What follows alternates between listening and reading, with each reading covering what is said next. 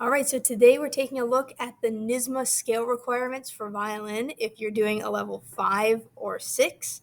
And the difficulty level definitely increases when you take the jump from level 4 to level 5 because now they're requiring you to know all of the 15 major scales in 2 octaves. And so we're going to take a minute and look at what those scales are, and then a couple of different ways that you can practice them and memorize them so that you're ready to play them uh, when you do your NYSSMA solo.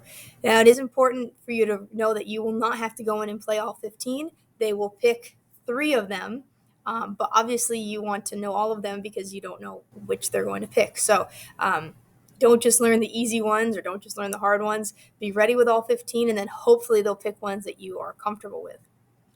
So on the screen here, I have the circle of fifths, which is a way that we organize all of the major and minor scales. You can see the major scales are on the outside, and then the minor scales, which share key signatures with the major scales, are on the inside. You do not need to worry about the minor scales, just the major scales. And as you go around, you'll notice again that there are only 12 sections, and I said you needed to know 15 scales.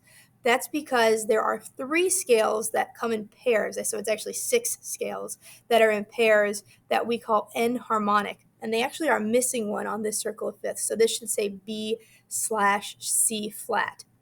So these 3 sets, B/C flat, G flat, and F sharp, D flat, and C sharp, those are 2 different ways of saying the same scale, that the scales sound the same. So if I played a G flat scale right now and then immediately after played an F sharp scale, they would sound identical to one another.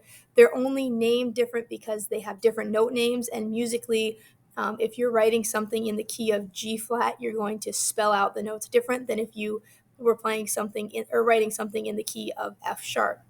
So my recommendation to you is to think about how you like each one of those pairs, which one you prefer to call the scale. So for example, I'll use B and C flat because to me, I would much rather call it a B scale than a C flat scale. And so I, in my head, know how I would play a B major scale. And if I went to NYSSMA and they asked me, could you please play a B major scale, I would play it the way that I have memorized how to do it. If they ask me to play a C flat major scale, I would just think, okay, that's the same as a B major scale. I'm going to play a B major scale. So hopefully that makes sense. Really, you're only learning 12 scales, but there's 3 scales that have 2 different names. So that makes it a little tough when you're thinking about it, but actually it's easier because there's 3 scales you don't have to worry about learning. So in terms of how you're going to go about learning these scales, there's kind of 2 ways that you can look at this. The first way is that you could go through each one of these key signatures and memorize what it is for every key. So you could know, for example, memorize the A major scale and say, I know that if they ask me for an A major scale, I'm going to start on A, obviously, because it's an A scale, and all of my Fs, Cs, and Gs are going to be sharp. So you could go about it that way, memorizing the key signatures and then just making the correct notes sharp or flat when you play the scale. That's a perfectly fine way to do it. That shows a lot of musical knowledge on your end, but it's a little bit of a risky way to do it because one thing I've found is that students, when they get into the room to play their solo and do their scales, they get a little bit nervous. And so the adjudicator might ask you to play an E major scale, and you're thinking, okay, is it 4 sharps? Is it 3 sharps? Is it 5, right? And you get a little nervous and you can't remember. So I have another method of learning scales that I often will suggest students do if they're not already solid on the circle of fifths, that makes it so you really only have 1 or 2 things to remember for every single scale. It makes almost every scale identical in a way in the finger pattern that you use. And many students are successful doing this, and it takes off some of the pressure that they have when they get into play their solo. So we're going to go through that right now, and I'm going to show you how it applies to every single scale except for 2. There's 2 that you'll have to just straight up memorize that I can almost guarantee you already know, okay? So I call this the whole half method. I did not make it up. It's something that is very common among string teachers. That's just what I've named it because I and maybe other people call it that, but that's what I call it because it helps remind you of what you're doing. You're doing a whole step, and a half step. And the way that this method works is if you start a scale on your first finger, so you have to start with the name of the scale, the letter name of the scale on your first finger, then the pattern for that scale will be a whole step, and a half step. Okay, so let's just for an example say if you start an E scale with your first finger. E is already first finger in first position. To do an E major scale, you'll do a whole step, half step. Go over to the next string, 1, 2, 3, close 4. And when you play that, it sounds like this.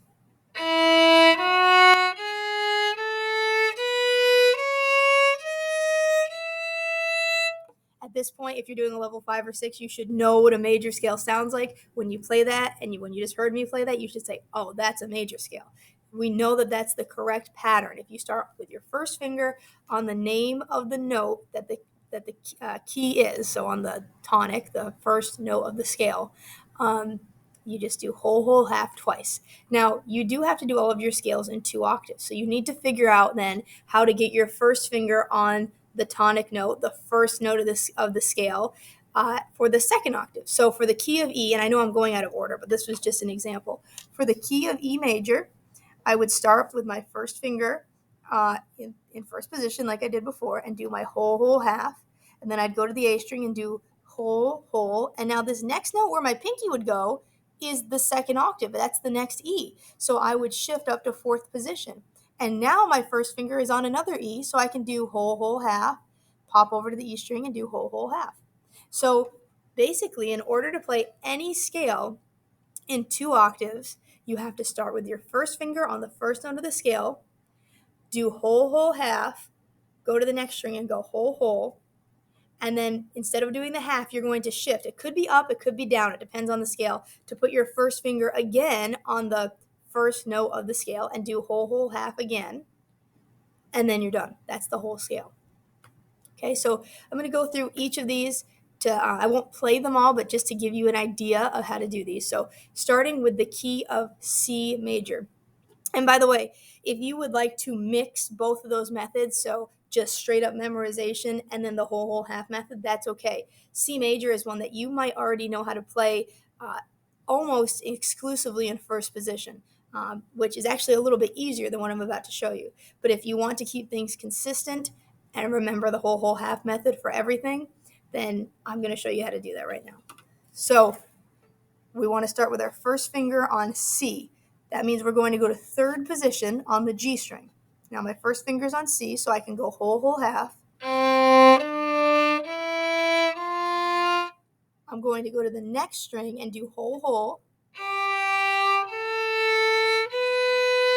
And instead of putting my pinky down, I need to figure out how to get my first finger on the next C. I'm in third position right now. To get my first finger to the next C, I'm going to go back to first finger in second position on the A string. And from there, I'm going to do whole, half.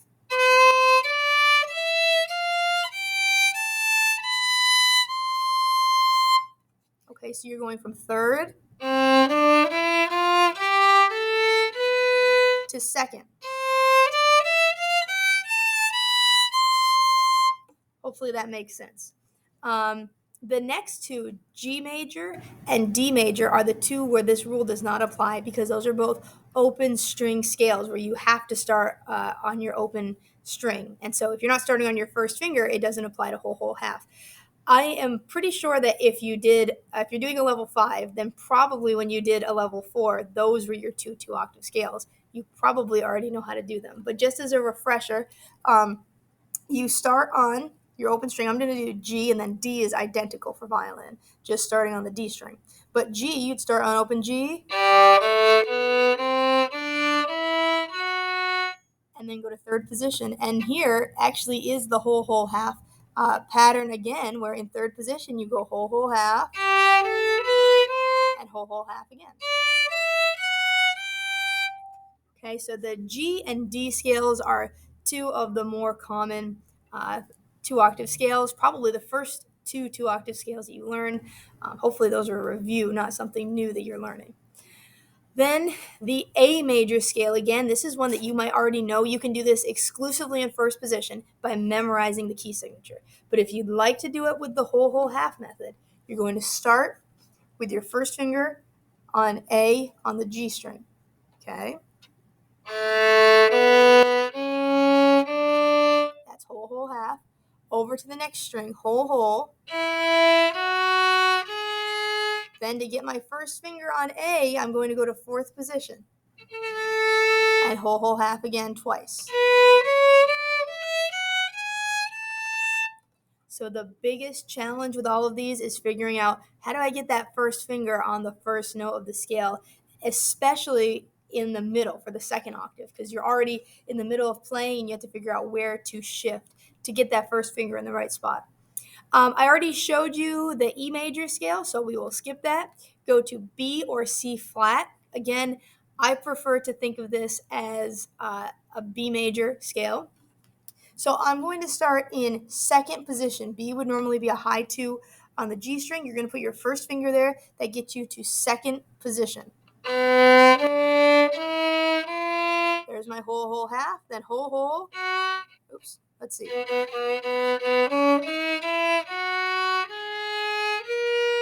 Okay, there's my other whole. Then to get my first finger on a B, I'm going to go back to first position on the A string. Right, that's normally a B with one finger.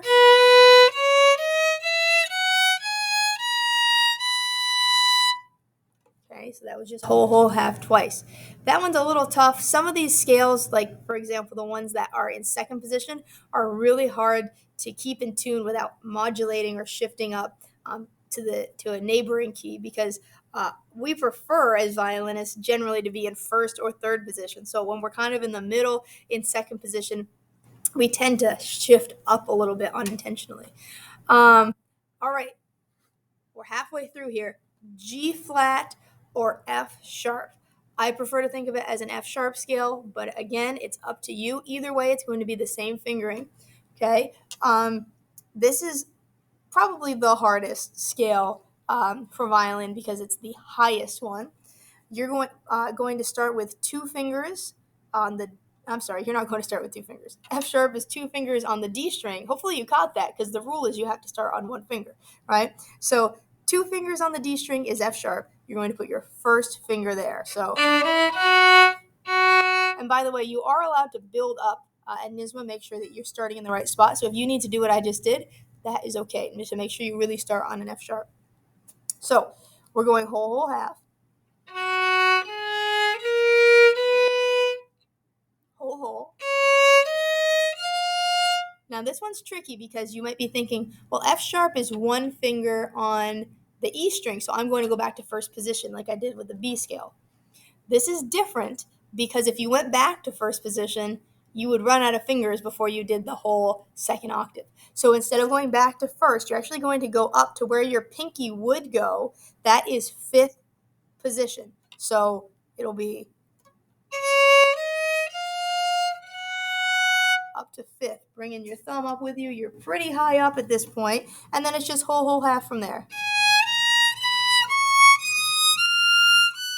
And I should point out, you can see this is what whole half looks like in fifth position. So as you move up the fingerboard, your fingers do get a little bit closer together. Don't feel like just because this is the spacing for a whole step in first position that it stays consistent like that the whole time. So you need to use your ears as you're doing this, okay? The last few, since you've seen me do several of these, I'm just going to say what positions, and you can kind of work through these using a tuner, and again, using your ears, because you should know what a major scale sounds like. So D flat or C sharp, I like to think of it as a C sharp scale. You've probably caught on to the fact that I prefer to think of sharps rather than flats. That tends to be a pretty common thing among string players, but if you'd rather think of them as flats, that's okay. C sharp would normally be a high 3 on the G string. So we're going to what we would call third and a half position. So you'll play whole half, whole, and then you're going to extend back to second position, that would be C sharp on the A string with your first finger, and do your whole half. Okay. Next one, A flat. Will be very similar to the A major scale, first position to fourth position. So starting low 1 this time, whole half.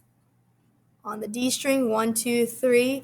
Where your pinky would go, that's where your, on this string, where your pinky would go, that's where your first finger goes, and then you do it again, whole half. Okay, really nice tight half step between that fourth and third finger. E flat, almost identical to the, well, it is identical to the A flat major scale. It's just you start on the D string. So starting with a low 1, whole half, whole. Where your pinky would go, you put your first finger and you do whole half on the A and E strings. Okay. Hopefully you're seeing this is just the same thing over and over again. You just need to figure out where your first finger goes. Okay. B flat major scale.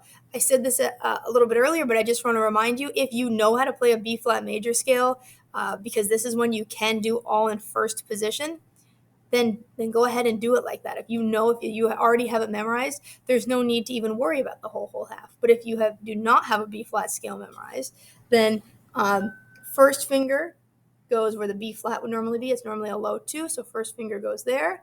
1, 2, 3, 4, over to the D string, whole, and then this time to get your first finger on the B flat, I would actually, instead of going up to where my pinky is, I would shift back because you have a B flat on the A string, and then you can do whole half. Okay, and finally, the F major scale, similar to the F sharp major scale, except instead of starting here, you would start here. So first finger where the F would normally be, whole half, over to the A string, whole. First finger where your pinky normally would go, whole half, and then to the E string, whole half. Okay, so again, this is an alternative way if you're feeling overwhelmed by the idea of memorizing all of the key signatures, and also kind of like an extra fail-safe measure if you know all the key signatures but you're feeling like you want to have another way of thinking about it if you happen to forget what one of the key signatures is. The best way to practice these scales is to do them slowly, to have a tuner out, and to make sure that when you get to the last note, you check and make sure you really ended on the right note. So I know sometimes with those tougher scales, I talked about how you could kind of modulate up. Sometimes I play an F sharp scale and I end on a G natural, which is not what you'd like to do. That is not an F sharp scale because it didn't end on an F sharp. So being really picky with yourself, making sure you end on the correct note, making sure it sounds like a major scale, and don't just play the easy ones. Make sure you know them all. All right, hopefully that's helpful, and good luck learning those scales. Oh, just in time, my phone's ringing.